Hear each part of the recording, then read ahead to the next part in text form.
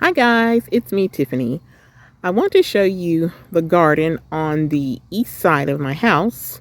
Right now, it's mostly filled with alliums and potatoes.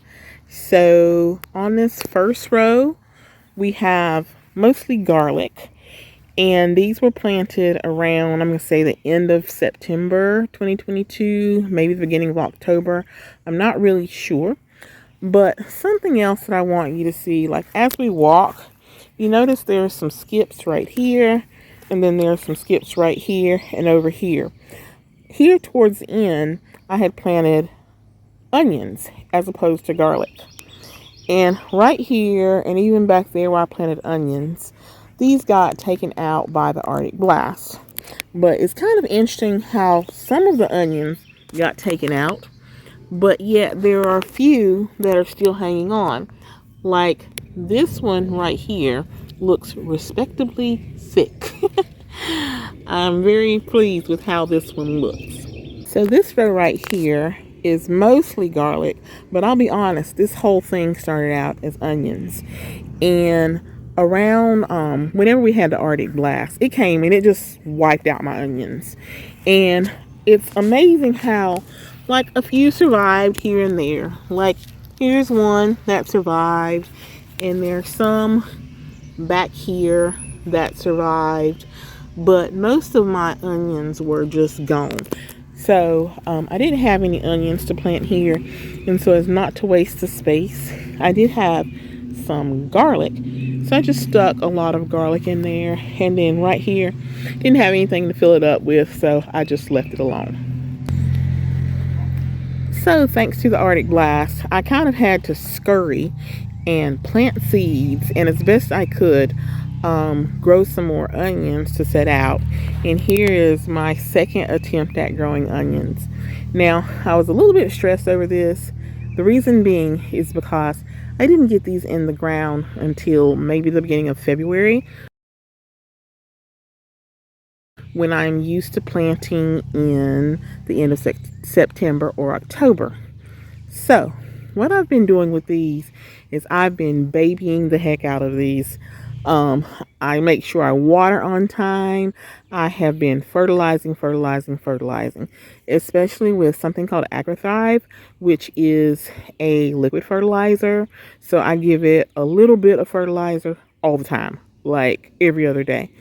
And what I'm trying to do is I'm trying to get these onions to size up a little bit more, because the bigger I can get these onions, the green leaves, the bigger I can get them before they start bulbing, the bigger bulbs I'm going to get. So this brings me to a dilemma. So there are three types of onions, of course: short day, long day, and intermediate day. And where I live, on most of the maps that I see, they say that I'm supposed to be planting short day onions. And of course, pretty well anybody can plant intermediate day onions. Well, most recommendations say short day onions, 35th parallel and below. Well, what if you live at 35.5, which is about where I live? Um, so I have planted short day onions, and let me show you what they do. So I want to take you down here to the short day onions that I planted back in October that actually managed to escape the Arctic blast. What happens with short day onions here is that the green tops, like I cannot grow enough green top before I have, say, 10 to 12 hours of daylight, which will make the bulb starts forming. Here in North Carolina, I'm going to say January, February, even up to mid-March, it's fairly cold. So I don't get rapid growth on these green tops. So really, my growth starts coming at best at the beginning of March. But then by the beginning of April, it's starting to bulb. So I don't have but 1, 2, 3, 4 leaves here, maybe more. I'm sure there were more than 4 leaves. But you see that this onion is not going to size up. This is going to be, at best, it could aspire to be a tennis ball, but it's not going to be that. This one's a golf ball. And this poor little thing, bless it. So what I'm learning is that short day onions are not going to work for me where I'm at. Yes, they will bulb if I want a bunch of tennis balls.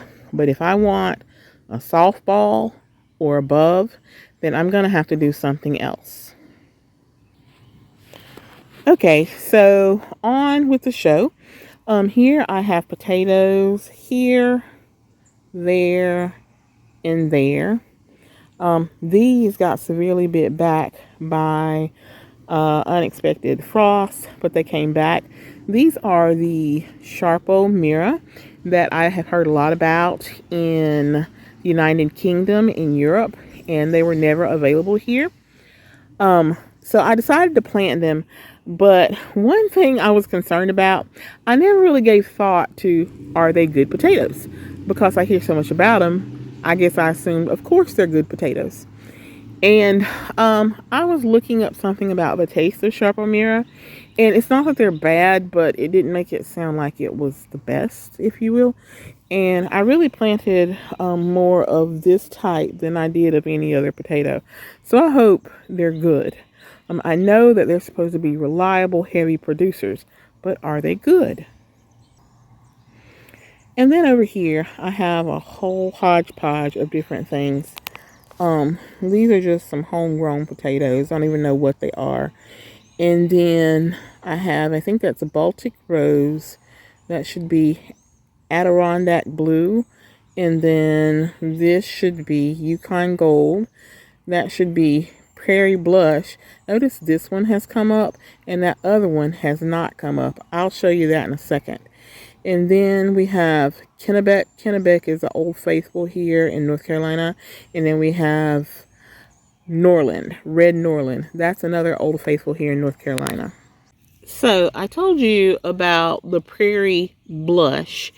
And I planted this here. And this potato is not doing anything. Like, I've dug this up. I'm like, is it even alive? And that's a weed. But you see this? This is a potato. And like, it's still firm, but it looks like it has no intentions of growing. So I'll just leave it there and hope. And if it grows, it grows. And if it doesn't, well, there's nothing I can do to force it. And then this last group of potatoes, I actually planted these several weeks after I planted this and this. So that's why they're so small. These are called Huckleberry Gold. I learned about these after I had planted the other potatoes, and those Huckleberry Gold sounded really good, like yummy and delicious. So, all of these right here are Huckleberry Gold. The last thing I want to talk about is my sweet peas, my English peas. Basically, they're not doing so hot. You can see, like, I planted these first, and like, I don't know why, but most of these died out. I don't know if it was the cold snaps that we were having or what. I ended up planting this later. This is a brand or variety called Mr. Big. And this is called, I think it's Progress number 9 or something such as that. But regardless, here's the problem. You see how small these are? At best, they're 6 inches in height. Okay, so peas don't do good in hot weather.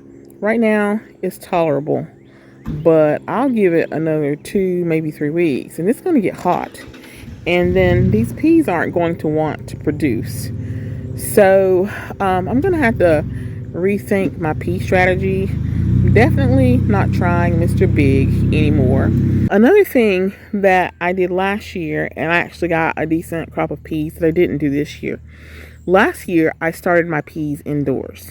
A lot of people tell you that's not even necessary. But I didn't start them indoors this year, and you see the results, right?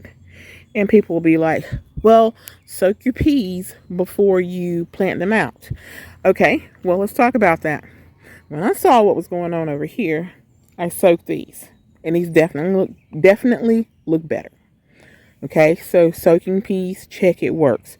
But these are still too small for the amount of time of decent temperatures that I have left.